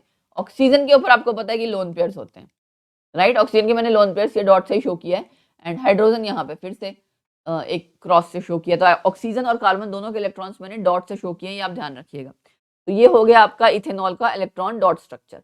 अगला क्या है, उसने क्या रखा था? Give the molecular formula of any 2 homologues of A. ये तो सिंपल ही है कि आपके आगे के होमोलॉग्स लिखने हैं, आगे के भी नहीं, एनी 2 बोला है, तो एक होगा आपका मिथेनॉल, मतलब पिछले वाला, और एक अगले वाला लिख दो, CH3CH2CH2OH, यानी कि प्रोपेनॉल। ठीक है, मिथेनॉल प्रोपेनॉल, नाम भी दे देना और स्ट्रक्चर भी लिख देना। ठीक है, एंड यस हो गया। नेक्स्ट क्वेश्चन, अब 10th question, 2 pea plants, one with round yellow seeds and another with wrinkled yellow seeds। ठीक है ना, एक तो आपकी RRYY और एक स्मॉल r।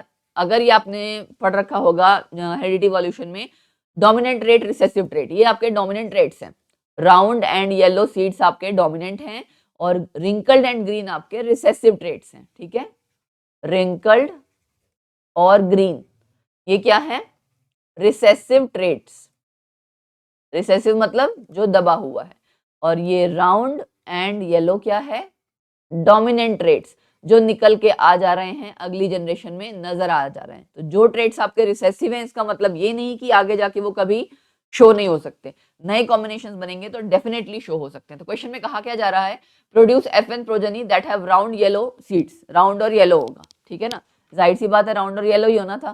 क्यों, इसके आपके क्या बनेंगे, ये बनेंगे गैमीट्स इसके, ये इनको जब आप मल्टीप्लाई करवाओगे क्या आ जाएगा, ये आ जाएगा ना, ये डोमिनेंट ट्रेट्स हैं, ये आपके F1 प्रोजेनी, और डोमिनेंट ट्रेट्स आपके क्या है, राउंड एंड येलो, तो बस वही आपका बन जाएगा।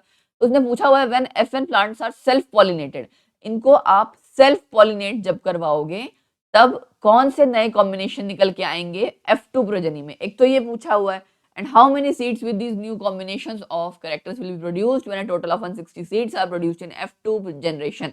इसके लिए आपको पहले ये पता होना चाहिए कि F1 F2 वगैरह सब जनरेशन क्या है। सिंपल में देखो आपका क्या है, सिंपल ट्रेट में अगर हम बात करें टॉल एंड ड्वार्फ, ठीक है, मैंने यहाँ पे हाइट का एग्जांपल ले रखा है सिंपल वाला, मैं आपको दो एग्जांपल से एक्सप्लेन करूंगी, ये जो क्वेश्चन में दे रखा है उससे भी और इससे भी, ठीक है। So just give me 1 minute. हाँ, तो आपका F1 जनरेशन और F2 जनरेशन, ये आप देख सकते हो ना, इसका दो आपके बेटा कैपिटल टी लिखा है तो मतलब ये डोमिनेंट ट्रेट है, दो स्मॉल टी ये आपका रिसेसिव ट्रेट है, ड्वार्फ, ठीक है। तो यहाँ पे आपके गैमीट्स बना, सिंगल गैमीट बनता है ना, जैसे मैंने वहां पे आर से आपको देखा था, ये मैंने देखो कैसे बनाए थे गैमीट्स, RY लिखा था, ठीक है, ऐसे ही यहाँ पे आपका आ जाएगा, इसका गैमीट आया, इस वाली साइड का गैमीट आया, इसको आपने सेल्फ पॉलिनेशन करवाया, TT सेल्फिंग, यानी कि इसको सेल्फ पॉलिनेशन सेल्फिंग कहते हैं। तो कैपिटल टी स्मॉल टी दोनों साथ में आ जाएगा, कैपिटल टी डोमिनेंट ट्रेट है तो आपका इसलिए कैसी आपकी जो नया आपकी जनरेशन है कैसी होगी, टॉल। फिर उसके बाद अगली जनरेशन में इसके गैमीट्स आपने ये सेल्फ आपने पॉलिनेशन ही करवाई हुई है, लेकिन इसके क्या आपको गैमीट शो करने पड़ेंगे, capital T small T, capital T small T. अब ये कैपिटल टी इसके साथ भी जा सकता है, इसके साथ भी जा सकता है, इसके साथ भी जा सकता है ना। तो इस तरह से आपकी जो नई अगली जनरेशन आएगी उसमें कई सारे क्या हो सकते हैं ऑप्शंस, दोनों कैपिटल टी साथ में आ गए, एक कैपिटल टी एक स्मॉल टी, एक कैपिटल टी एक स्मॉल टी और दोनों स्मॉल टी, तो यानी टॉल इज टू डॉफ में 3:1 का रेशियो आ गया, ठीक है। ये आपकी F2 प्रोजेनी हो गई। आपको बेसिकली इसमें देखो बताना क्या था, उसने ये पूछ रखा था कि जब F1 को आप सेल्फ पॉलिनेट करोगे कौन से नए कॉम्बिनेशन एक्सपेक्ट किए जा सकते हैं F2 प्रोजेनी में, ठीक है, ये इसके बारे में पूछा गया था, कौन से नए आपके एक्सपेक्ट किए जा सकते हैं। आपने क्या करना है, RRYY इंटू स्मॉल y, इसको आपने इस तरह से मल्टीप्लाई करके दिखाना है, ठीक है ना। इसको जब आप मल्टीप्लाई करेंगे तो ये आपका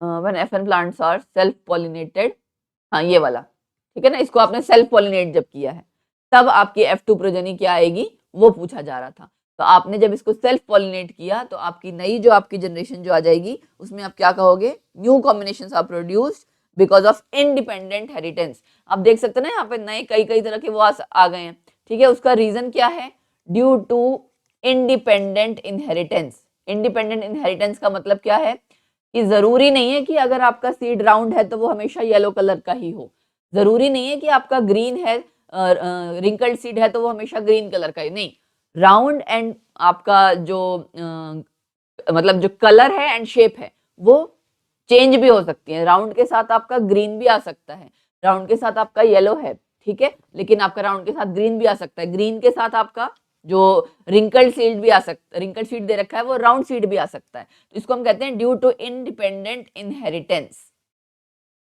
ठीक है, इंडिपेंडेंट इनहेरिटेंस। इंडिपेंडेंट मतलब इंडिपेंडेंट है, इनहेरिटेंस मतलब नेक्स्ट जनरेशन में जाना वो ट्रेट, कि आपका जरूरी नहीं है कि अगर राउंड और येलो है तो इकट्ठे ही आएंगे वो। तो आप क्या बोलेंगे, due to independent inheritance of किसका, of seed shape and colour, seed shape and seed colour, ठीक है। इसको आप ऐसे लिखना, न्यू कॉम्बिनेशंस आर फॉर्म्ड, है ना, ऐसे लिखना, new combinations are formed due to, तब आपका आंसर कंप्लीट हो जाएगा। New combinations are formed due to, उसने पूछा था ना क्या होगा, new combinations are formed due to independent inheritance of seed shape and seed colour. यहां से आपको बेटा रेशियो पता लग जाती है 9:3:3:1, है ना। इस रेशियो के अकॉर्डिंग आपको जैसा मर्जी क्वेश्चन पूछ रखा है वो आपको आंसर निकाल लेना है। रेशियो प्रोपोर्शन का भी आप एक तरह से क्वेश्चन कह सकते हो कि राउंड येलो राउंड वाले आपके 9 प्लांट्स होंगे, येलो रिंकल्ड वाले 3 होंगे, ग्रीन राउंड वाले 3 होंगे, एक ग्रीन रिंकल्ड होगा आपका। 9:3:3:1 की रेशियो आएगी, उसके हिसाब से आपने आंसर निकाल लेना है। अगर आपसे पूछा जाए कि इस तरह के बीज में से कितने बीज इस रंग और इस शेप वाले होंगे, ठीक है जी। तो ये क्वेश्चन हो गया आपका। यस, ठीक। अब इसमें अगला पार्ट आपका क्या है? नहीं, अगला पार्ट नहीं, 11th क्वेश्चन है, मुझे गलत ध्यान था, मुझे लगा इसमें शायद और पार्ट भी दे रखा है, ठीक है। फिर आपका 11th क्वेश्चन क्या कहता है? It would cost a man ₹3.5 to buy 1 kilowatt of electrical energy from the main electric board. Okay, तो क्वेश्चन कर लें हम जरा। कलर चेंज किया जाए, डायरेक्टली न्यूमेरिकल ही करना है क्योंकि हमें ए पार्ट, मुझे बहुत कोल्ड हो रखा है। आई होप आप लोगों को मेरी आवाज़ प्रॉपर सुन रही हो, समझ में आ रही हो, ठीक है। सो आपका फॉर्मूला होता है जी, energy is equal to P into T, power into time, है ना, ठीक है ना, पावर इंटू टाइम और इधर होगा एनर्जी, ठीक। तो पूछा क्या हुआ है? His generator has a maximum power of 2 kilowatt. उसका जनरेटर जो है पावर कितनी देता है? 2 किलोवाट की। जनरेटर प्रोड्यूस करता है मैक्सिमम पावर 3 घंटे तक। तो आपने बताना है calculate how much it would cost to buy the same amount of energy from main electricity board. अगर आप same energy main electricity board से लेते हैं तो उसको कितने पैसे भरने पड़ते। वैसे तो उसके घर में जो जनरेटर है वो दे रहा है ना ये चीज, बस सिंपली मल्टीप्लाई करना है आपको। 3 को आप मल्टीप्लाई कर दोगे 2 से, 6 किलोवाट आवर, दैट्स इट, ठीक है। तो ये आपका आ जाएगा क्या? एनर्जी, ठीक है। एंड उसके बाद आपकी कॉस्ट क्या आ जाएगी? 6 को मल्टीप्लाई कर दो ₹3.5 से, पैसा आ गया 21 रुपए। सिंपल है ना कि आपका जो टोटल एनर्जी थी, एनर्जी कितने यूनिट्स आपके आ रहे हैं, बेसिकली ये यूनिट्स ही तो होती है जो आप निकालते हो। यूनिट्स जो आ रहे हैं उसको आप पैसे से मल्टीप्लाई कर दोगे बस, तो आपका आंसर आ जाएगा। फिर बी पार्ट है। बी पार्ट क्या कहता है? Student boils water in an electric kettle, 20 minute के लिए बॉयल करता है। सेम मेन सप्लाई का इस्तेमाल करते हुए बॉइलिंग पॉइंट को घटाना है। बॉइलिंग पॉइंट कब घटेगा? जब हीट की प्रोडक्शन बढ़ जाएगी उस इलेक्ट्रिक केटल में, ज्यादा जल्दी वो गर्म होने लग जाएगा, जल्दी ज्यादा गर्म करेगा तो आपका बॉइलिंग पॉइंट घट जाएगा। लेकिन ऐसा करने के लिए करना क्या पड़ेगा? How to do so, should he increase और decrease the length of the heating element. भी उसको क्या करना पड़ेगा वो पूछा हुआ है, ठीक है। तो बी पार्ट में पहले आप क्या लिखोगे? To reduce boiling point, rate of heat production should be large, obviously ज्यादा होगा तभी ना हीट ज्यादा प्रोड्यूस होगी, बॉइलिंग पॉइंट कम हो जाएगा, जल्दी अचीव हो जाएगा, राइट। तो हमें पता है P is equal to V square by R, inversely proportional है, ठीक है ना। तो पावर और आपका पावर क्या होता है? एनर्जी से रिलेटेड होता है ना। फर्दर अगर आप इसको, आपने अभी तो क्या पावर इज इक्वल टू क्या किया था? P is equal to E by T, या आपने P into T equal to energy किया था, अभी फॉर्मूला किया ना आपने एक, P इंटू टी। तो यहाँ से आपका अगर रेजिस्टेंस ज्यादा, तो जो यहाँ पे आपका आप ये कह सकते हो कि पार है, या जो आपकी रेट ऑफ फॉर्मूला आपने कर रखा होगा H equal to I square R T V square by R T, तो वही सेम फॉर्मूला बेटा ये। तो रेजिस्टेंस अगर आपका कम होगा तब आपका हीट ऑफ प्रोडक्शन ज्यादा होगा। तो आप क्या लिखोगे? आर शुड बी लेस या शुड बी डिक्रीज। और आर फर्दर किससे रिलेटेड है आपको पता है? रो एल बाय ए, इससे कनेक्टेड है ना। तो यानी लेंथ शुड बी डिक्रीज, क्योंकि डायरेक्टली प्रोपोर्शनल था, राइट। आपको मैंने रिलेशंस बता दिए, अपनी लैंग्वेज में लिख लेना। बॉइलिंग पॉइंट रिड्यूस करने के लिए हीट प्रोडक्शन को आपको बढ़ाना पड़ता है। जब आप हीट प्रोडक्शन बढ़ाओगे तो आप रेट ऑफ हीट प्रोडक्शन वाला फॉर्मूला लिख रहे हो, वहां से आप शो करोगे कि resistance is inversely proportional to heat production, तो रेजिस्टेंस शुड बी डिक्रीज्ड। और रेजिस्टेंस आपका उसका फॉर्मूला लिखोगे, फिर लिखोगे so length of the wire should be decreased, ठीक है। तो उसके अकॉर्डिंग आपका कंप्लीटली आंसर आ जाएगा। फिर आपका 12th क्वेश्चन है। 12th क्वेश्शन में आपको कुछ नहीं करना है, सर्किट में सीरीज पैरेलल इसको अरेंज वगैरह करके फाइनल आंसर निकालना है किसका? If the current reading in a meter is what will the value of R1। R1 की वैल्यू निकालनी है, ठीक है। R1 की वैल्यू हम निकालेंगे जी, सॉल्व करते हैं। 1 बाय RP, पहले तो इसको सॉल्व करना पड़ेगा ना। चलो मैं ऐसे यहीं पे सॉल्व कर देती हूँ, ठीक है।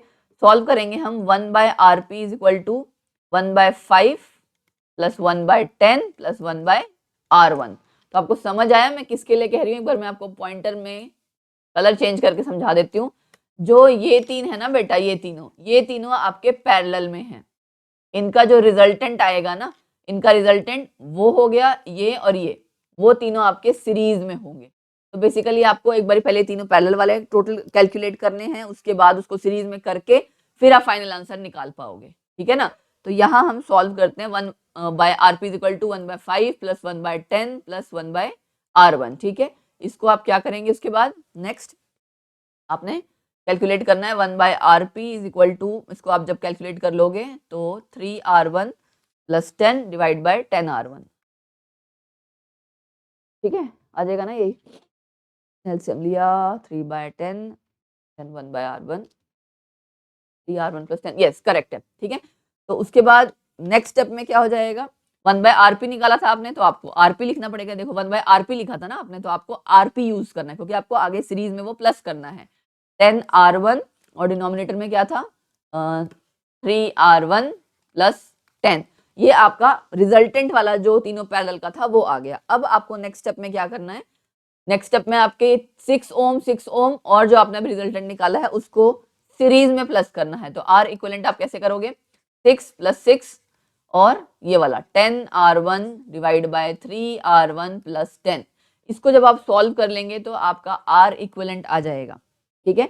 ये आपको आई थिंक समझ में आ गया होगा। पैरेलल वाले तीन थे पहले, है ना, उन तीन पैरेलल का आपने ऐसे कैलकुलेट किया है। वो जो पैरेलल वाले का रिजल्टेंट आया वो 6 ओम, दोनों 6 ओम वाले के साथ सीरीज में है, ठीक है। तो पहले आपने इसलिए 1/rp वाला करके किया, उसके बाद आपने इस सीरीज वालों को सीधे प्लस कर दिया। तो यहाँ पे क्या जाएगा 12 plus 10r1 upon 3r1 plus 10। इसके बाद आप इसको सॉल्व करेंगे, चलो या इसको भी ऐसे ही रहने दो, सपोज करो इतना ही रहने दो। अब R1 ऐसे तो आएगा नहीं, आपको क्वेश्चन में और क्या दे रखा है, देखो करंट दे रखा है और वोल्टेज। तो आपको अकॉर्डिंग टू ओम्स लॉ क्या फॉर्मूला है, V is equal to IR, है ना, V is equal to IR। तो अब आप ये फॉर्मूला लगाओगे, V is equal to IR में R इक्वलेंट आ जाएगा ना, V अपॉन I। वोल्टेज कितना था जी, वोल्टेज था आपका 30 और करंट ट्वाइस, ठीक। तो R इक्वलेंट आपका आ रहा है 15, और जो आपने सारा कैलकुलेट किया ये वाला, ये भी तो R इक्वलेंट ही था, वही रेजिस्टेंस तो आपका यूज हो रहा है ना पूरे फर्दर उसमें। तो आप इसको इक्वेट कर सकते हो, 15 इक्वल टू किसके बराबर में था वो, 12 plus 10r1 divide by 3r1 plus 10, ये 12 इधर जाएगा। तो आपका इसको जस्ट सॉल्व करना है, दैट्स इट, और कुछ करना नहीं है इसमें आगे। तो आप इसको जब पूरा कैलकुलेट करेंगे तो फाइनली आपका R1 30 ओम आ जाएगा, ठीक है।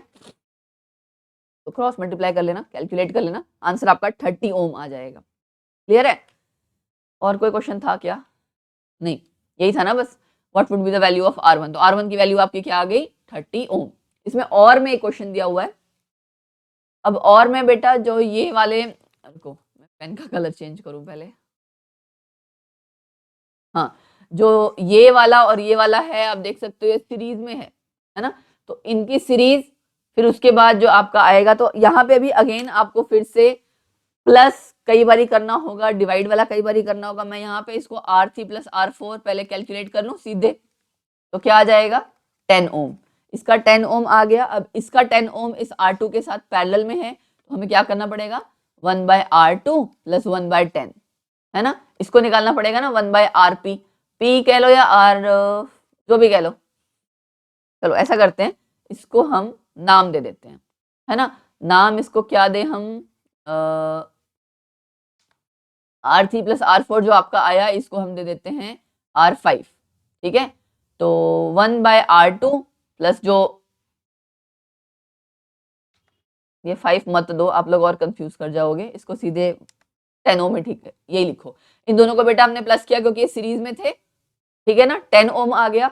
फिर ये वाला तीनों का जो दोनों का 10 ओम आया और ये वाला 10 ओम, ये पैरेलल में है, तो हम 1/R2 प्लस 1 बाय क्या करेंगे, 1/R2 आपका क्या है 1/10 ही है ना। ये भी आपका 10 है, ये भी आपका 10 है, तो आप इसको दोबारा इस तरह से क्या लिख दोगे, 1/10 प्लस 1/10। इसको सॉल्व करोगे तो क्या आंसर आ जाएगा, 2/10 यानी कि 1/5, ठीक है। तो आरपी कितना आ जाएगा 5, आरपी मतलब यहां तक का, अब तक यहां तक का अभी तक का आपने आंसर निकाल लिया है, ठीक है ना।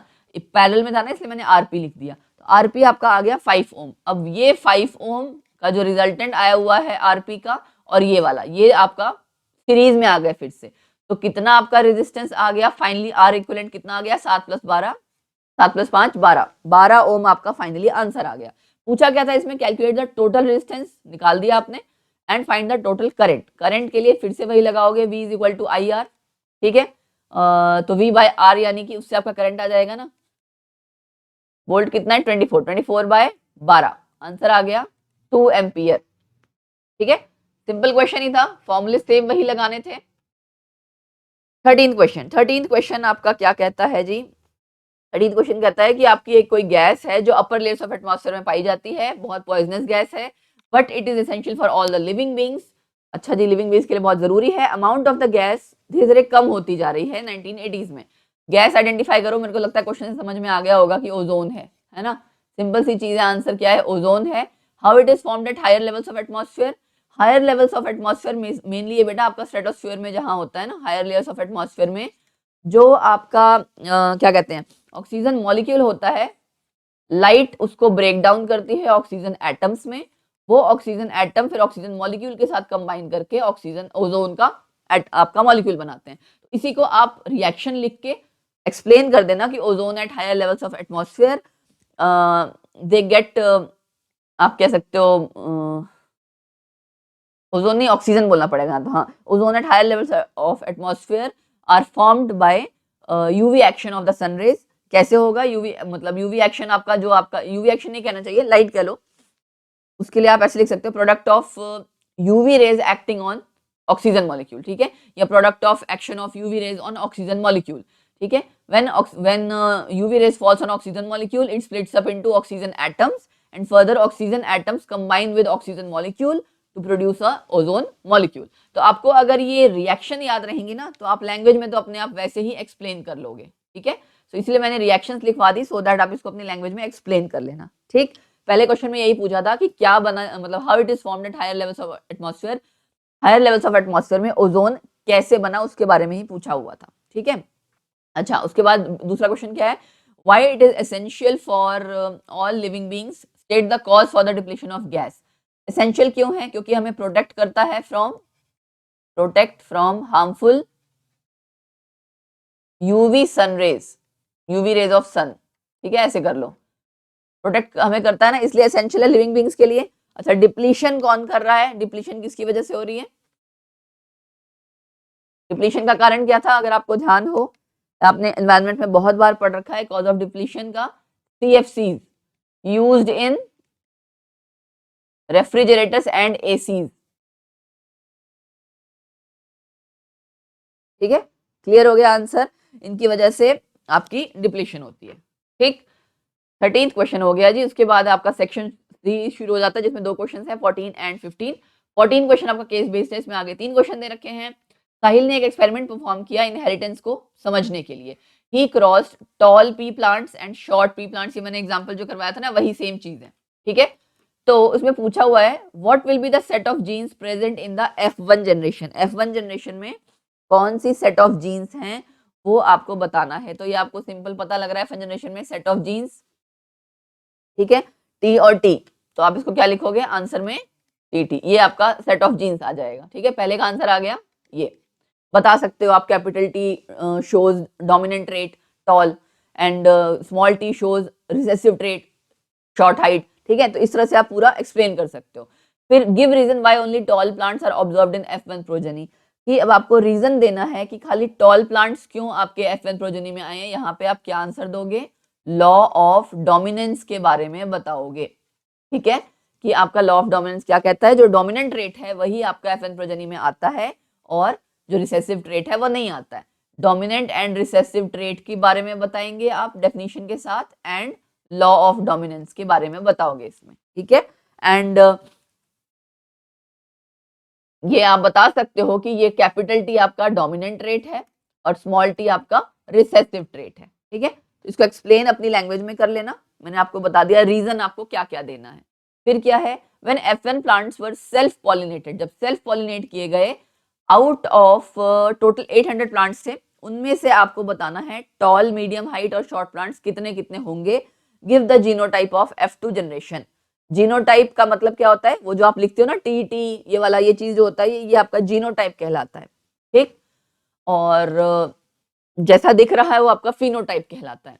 तो F1 plants were self pollinated, 18 plants थे। How many of these would be tall, medium height और शॉर्ट प्लांट्स?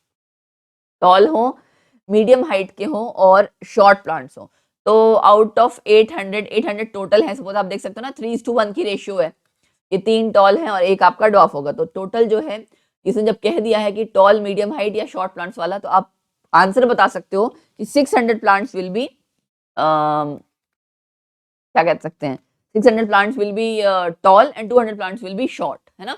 600 होंगे ना, 800 को आप 3:1 में जब डिवाइड करोगे, उसके बाद उसका आप रेशियो भी दे देना, 1 इस तरह से देना, 1 T is to 2 T is to 1 small T, ठीक है। तो 800 में से 600 आपके कितने हो जाएंगे, टॉल, क्योंकि ये भी टॉल है, ये भी टॉल है ना। लास्ट वाला आपका खाली शॉर्ट था। क्लियर है बेटा? तो ये हो गया आपका ये वाला क्वेश्चन। अच्छा, इसमें और क्या पूछा हुआ है, और पूछा हुआ है, बस इसमें इतना ही पूछा था, give the genotype of F2 generation. Genotype आपका क्या आ जाएगा, ये आपने बता दिया है ना, ये जीनोटाइप आ गया। फिर और में भी एक क्वेश्चन पूछा हुआ है, when F1 plants were cross pollinated. ये तो आपका सेल्फिंग हुई थी, ये आपकी सेल्फिंग हुई है ना, सेम वाले में ही आपने, सेल्फिंग का मतलब सेम वाले में ही आप मल्टीप्लाई करवा रहे हो, ठीक है। अगर वो कह रहा है कि F1 plants were cross pollinated with plants having TT genes, तो 18 प्लांट्स फिर से प्रोड्यूस होते हैं। अब बताओ यहाँ पे टॉल, मीडियम, हाइट और क्या होगा, और F2 जनरेशन बताओ, ठीक है। तो और वाला जो पार्ट है उसमें आपको करना क्या है, जो F1 वाली आपकी प्रोजेनी थी, मतलब आपकी जनरेशन थी ना टी, उसको आपने मल्टीप्लाई करना है स्मॉल टी के साथ। अब आपको पता है कि यहाँ पे ये ऑप्शंस आ गई, तो जाहिर सी बात है आपके आंसर्स कितने आ जाए, आंसर्स क्या आ सकते हैं, चांसेस क्या होंगी, तो 400 आपके टॉल प्लांट्स आ जाएंगे, ठीक है, और रिमेनिंग आपके 400 शॉर्ट प्लांट्स आ जाएंगे, है ना।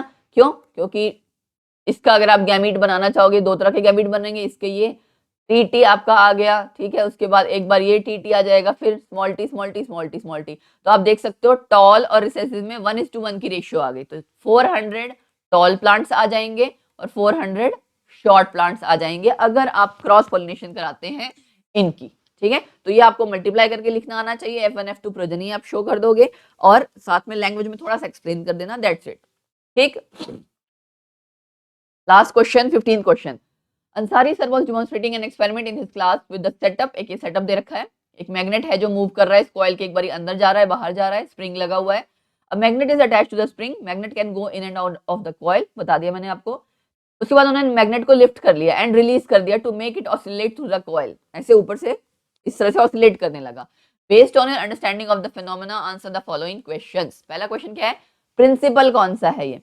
प्रिंसिपल बेटा सिंपल सी बात है, प्रिंसिपल ऑफ इलेक्ट्रोमैग्नेटिक इंडक्शन, ठीक है, कि आप इस तरह से इंड्यूस कर रहे हो, मैग्नेटिक फील्ड क्रिएट कर रहे हो, तो प्रिंसिपल ऑफ इलेक्ट्रोमैग्नेटिक इंडक्शन।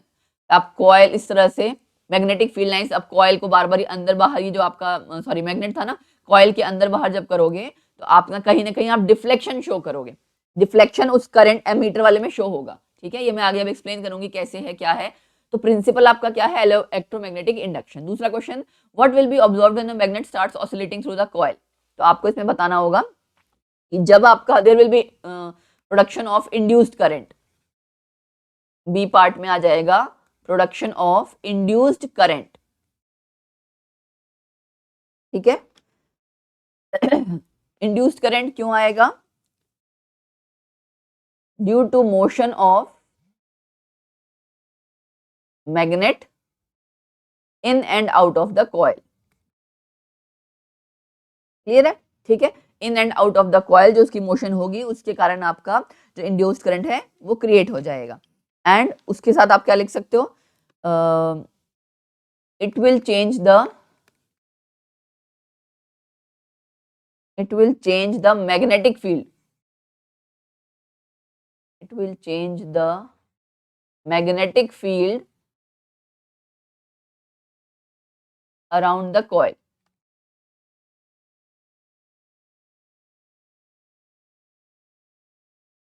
ठीक है।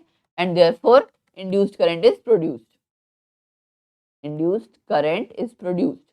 या आपने सोलेनॉइड वाला अगर पढ़ रखा हो और ये वाले जो कॉन्सेप्ट्स पढ़ रखे होंगे, मैग्नेट को आप इस तरह से बार बार अगर करोगे नई आपकी नई एक मैग्नेटिक फील्ड जनरेट हो जाती है, ठीक है, वहां पे आप करंट इंड्यूस कर सकते हो.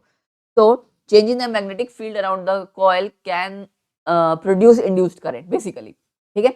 उसके बाद इसका एक पार्ट और था, consider the situation where the magnet goes in and out of the coil, state two changes which could be made to increase the deflection in the galvanometer. Galvanometer में डिफ्लेक्शन इंक्रीज करने के लिए आप पता क्या कर सकते हो, बाय यूजिंग स्ट्रॉन्गर मैग्नेट. इसका पार्ट हम यही कर देते हैं, C part. By using stronger magnet कि आपकी गैल्वेनोमीटर में जो डिफ्लेक्शन है वो बहुत ज्यादा शो होती जाए. बाय यूजिंग स्ट्रॉन्गर मैग्नेट, ठीक है, यूजिंग कॉइल विद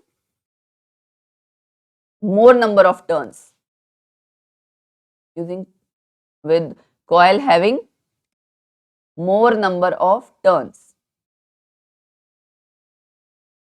ठीक है, हो गया. उसके बाद क्वेश्चन और वाला है, is there any difference in the observation in the galvanometer when the magnet swings in and then out of the coil. क्या उसमें डिफरेंस आएगा गैल्वेनोमीटर में, और में करके पूछा हुआ था, और वाले पार्ट में क्या उसमें डिफ्लेक्शन आएगा गैल्वेनोमीटर में.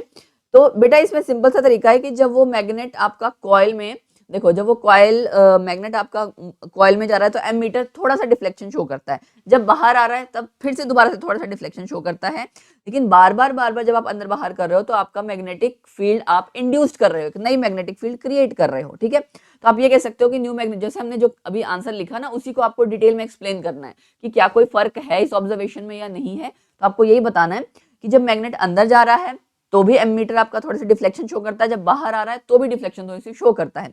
लेकिन बार बार ऐसा करने से आपका नई मैग्नेटिक फील्ड जनरेट हो रही है, ठीक है. तो नई मैग्नेटिक फील्ड जब जनरेट हो रही है तो इसीलिए आपका इंड्यूस्ड करंट क्रिएट हो रहा है. तो आप ये कह सकते हो मैग्नेटिक फील्ड आपकी इंक्रीज होती है व्हेन मैग्नेट गोज इनसाइड, और मैग्नेटिक फील्ड आपकी डिक्रीज होती है व्हेन मैग्नेटिक गोज आउटसाइड. इसको शॉर्ट में मैं यही बता सकती हूँ, मैग्नेटिक फील्ड या फ्लक्स भी कह सकते हैं, increases when magnet goes inside, ठीक है. Magnetic flux decreases when magnet goes outside, ठीक है. बस इसको आपको एक्सप्लेन कर देना है. तो this was all for this sample paper कि आपका 10th का जो सैंपल पेपर था उसमें 15 क्वेश्चन थे, हमने सारे सॉल्व कर लिए, मैंने उसको एक्सप्लेन भी कराया है. और आई होप आप लोग रट्टा नहीं मारोगे, मैंने एक्सप्लेन किया तो आप उसको समझ के आंसर लिखोगे. एंड प्लीज गाइज सब्सक्राइब कर लो चैनल को. वीडियो पसंद आई हो, समझ में आया हो अच्छे से, तो लाइक कर देना एंड अपने फ्रेंड्स से जरूर आगे शेयर करना ताकि बाकियों की भी हेल्प हो जाए, ठीक है. अच्छे से प्रैक्टिस कर लो, ये सीबीएसई का सैंपल पेपर है. फिर आगे हम मिलेंगे इसी तरह के बहुत सारे, जो भी अगर सैंपल पेपर से कुछ और पेपर निकालेगी सीबीएसई या आपके कुछ और इंपॉर्टेंट क्वेश्चंस आएंगे, कुछ भी आएंगे, मैं सारी अपडेट्स आपको देती रहूंगी. उसके लिए आप बेल आइकन प्रेस करके ऑल नोटिफिकेशन पे क्लिक कर लेना. मिलते हैं कुछ टाइम बाद किसी नई वीडियो में जब हम 10th का पढ़ेंगे या 12th का पढ़ेंगे. ओके, तो बाय बाय, टेक केयर.